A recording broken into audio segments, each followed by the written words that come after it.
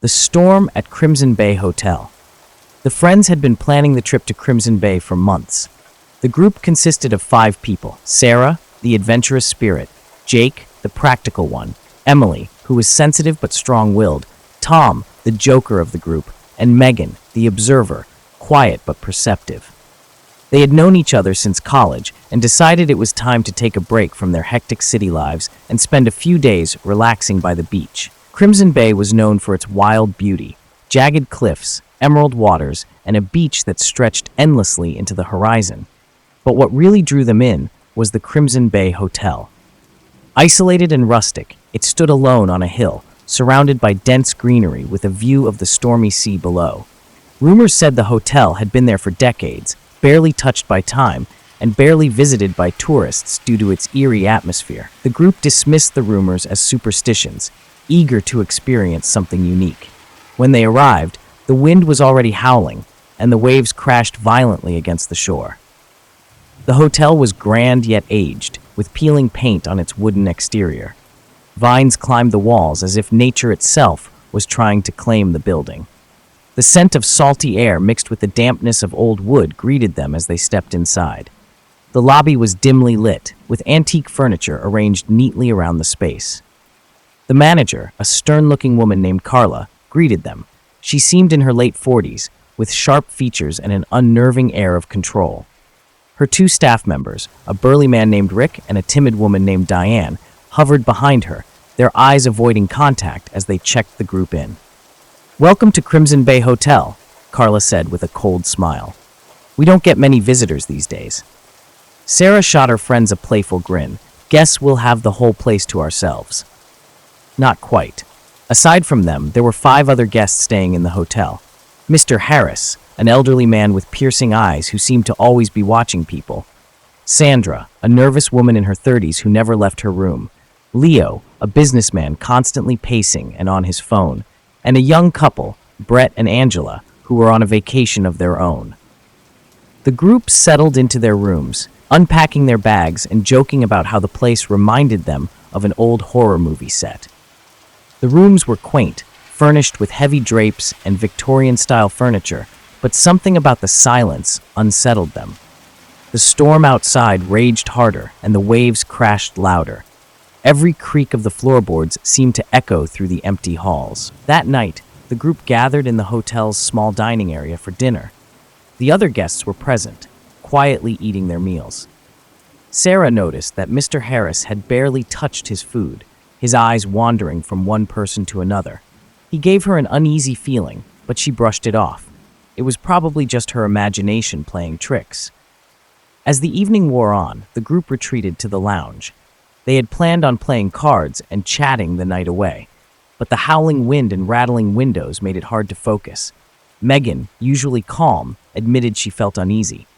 "There's something about this place," she said, glancing toward the shadowy hallways. Jake laughed.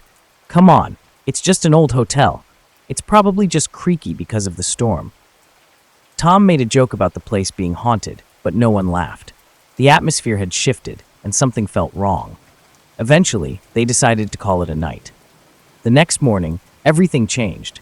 When the group met for breakfast, they noticed that one of the hotel guests, Sandra, was missing. Carla, the manager, brushed it off, saying she probably decided to stay in her room. But as the day dragged on and Sandra didn't show up, concern began to grow. Finally, someone checked her room. The door was locked, but Carla had a spare key. Inside, the room was empty, the bed still neatly made. No sign of a struggle, no note left behind. It was as if Sandra had simply vanished. But the strangest thing was found by Megan, a long, thin knife under the bed, gleaming in the dim light. There was no blood on it, but it sent chills down everyone's spine. The group tried to rationalize it, but the unease only deepened when they saw something else. On the windowsill was a small mark carved into the wood, a symbol of sorts, but its meaning was unclear. It felt like a taunt, as if someone had left it there on purpose. The storm outside had worsened, and the hotel's isolation became all too apparent. With no phone reception and the storm making travel impossible, they were trapped, gathering for protection. As evening fell, the group decided to stick together. "We'll be safer in numbers," Jake suggested. No one argued. They gathered in the lounge again, this time with all the hotel's remaining guests. Mr. Harris sat silently in a corner, his eyes darting between everyone. Leo continued pacing, his phone still in hand, while Brett and Angela huddled together, whispering nervously. Carla and her staff tried to keep things calm, but it was clear they were just as unnerved as everyone else. Rick, the burly staff member, seemed on edge, while Diane avoided making eye contact with anyone, her hands shaking slightly as she served tea. The storm outside made it impossible to leave, and everyone realized they were stuck for the night. Anxiety grew, and no one wanted to admit what they were all thinking. Someone in the hotel had a dark secret. That night, just as they were about to retire to their rooms, the lights flickered and went out. The only sound was the roaring wind outside and the crash of the waves below. In the chaos, a scream echoed through the hallways. Running towards the sound, the group found Leo, the businessman, lying on the floor near the stairs. Blood pooled around him, his lifeless body sprawled awkwardly. His throat had been slashed cleanly with the same knife they had found earlier. A mark was carved into the floor beside him, the same symbol. Panic erupted. "We have to get out of here!" Brett shouted, pulling Angela close to him. "But how? We're in the middle of a storm, and we can't contact anyone," Tom pointed out. Jake took charge. "No one leaves this hotel. We need to figure out who did this." His eyes scanned the room. Suspicion fell on everyone, from Mr. Harris, who remained eerily calm, to Carla, who seemed too dismissive of the growing danger. A night of terror. The night dragged on, each hour feeling longer than the last. They huddled together in the lounge, refusing to split up. No one slept. Every creak of the floorboards, every gust of wind against the windows made them jump. Fear had wrapped itself around the group, tightening with each passing moment. Sarah was the first to speak her fears aloud. "One of us is doing this. It has to be someone here." Jake looked around the room. "If anyone leaves this room tonight, they'll be considered the killer. Agreed?" There was a reluctant murmur of agreement. But no one felt safe, and trust had all but vanished. Despite their best efforts to stay together, as the night wore on, Megan noticed that Mr. Harris had slipped away. Before she could raise the alarm, another scream pierced the air.